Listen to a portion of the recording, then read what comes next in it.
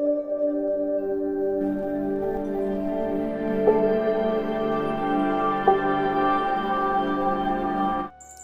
सभी का स्वागत है मेरी दुनिया में। राधे राधे।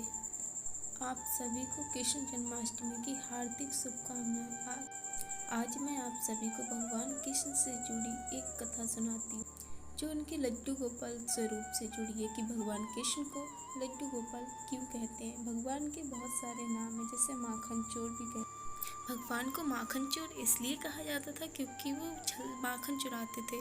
उन्हें छलिया भी कहा जाता था क्योंकि वो छल से गोपियों की मटकी फोड़ देते थे। भगवान कृष्ण को इसी प्रकार लड्डू गोपाल क्यों कहा जाता है, इसके पीछे भी एक कथा है जो मैं आज आप लोगों को सुनाती हूँ। आगरा के ब्रज ग्राम में एक कुंभन दास नाम का एक बहुत ही बड़ा कृष्ण भक्त रहते थे।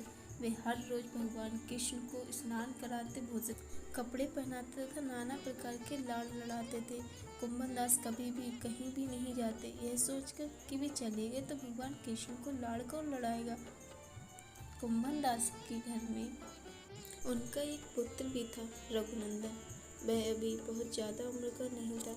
एक दिन कुंभन दास को वृंदावन से भगवत कथा करने के लिए न्योता आया। कुंभन दास ने पहले तो मना कर दिया कि वे नहीं जाएंगे, पर सबके बहुत जोर देने पर वह तैयार हो गए। जाने से पहले कुंभन दास अपने पुत्र रघुनंदन को भगवान की पूजा और भोग लगाने के लिए कहे जाते। रघुनंदन को नहीं पता था कि भगवान कृष्ण को भोग कैसे लगाया जाता है। उसकी कल्पना थी कि भगवान खुद चलकर आकर भोग लगाते। रघुनंदन ने भोजन की थाली भगवान कृष्ण के आगे रखी और बोले, आओ ठाकुर जी भोग लगाओ। पर ठाकुर जी तो नहीं आए। रघुनंदन ने कहा, पिताजी कह के गए थे कि भोग लगाने के बाद ही खाना खाना। यही सोचकर रघुनंदन ठाकुर जी के आगे बैठ गए और बोले, आओ ठाकुर जी भोग लगाओ। जब तक आज आप नहीं आओगे मैं भोग नहीं लगाऊंगा। आखिरकार रघुनंदन के आगे ठाकुर जी को आना ही पड़ा और उन्होंने भोग लगाया। इस जिद के आगे ठाकुर जी स्वयं झुक गए। तब जाके कहीं रघुनंदन ने खाना खाया। जब शाम को कुंभन दास भगवत करके वापस आए और बोले, बेटा भगवान कृष्ण को भोग लगाया। रघुनंदन ने जवाब दिया, जी पिताजी। इतने में बोले कि लाओ प्रसाद हमें भी खिला दो। रघुनंदन बोले, पिताजी प्रसाद तो भगवान खा गए।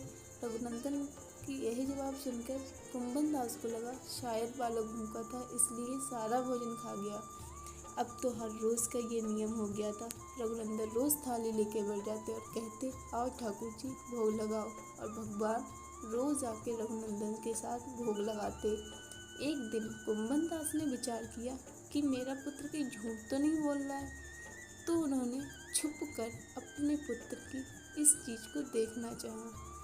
जब आज रोजाना की तरह आज भी रघुनंदन ठाकुर जी के आगे थाली लेकर बैठे और बोले, आओ ठाकुर जी भोग लगाओ, तो भगवान कृष्ण एक छोटे से बालक के रूप में घुटनों के बल चलकर भोग लगाने आए। जैसे ही भगवान ने थाली से अपने हाथ में लड्डू उठाया और कुंभन दास ये सब देख रहे थे और वो देखकर चौंक गए। तुरंत ही कुंभन दास भगवान के चरणों में आकर गिर गए और तब से भगवान कृष्ण को लड्डू गोपाल कहा जाने लगा। बोलो लड्डू गोपाल भगवान की जय।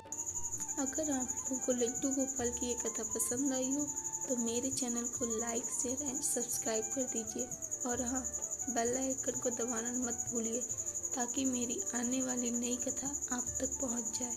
जय श्री कृष्ण, जय श्री कृष्ण, जय राधे।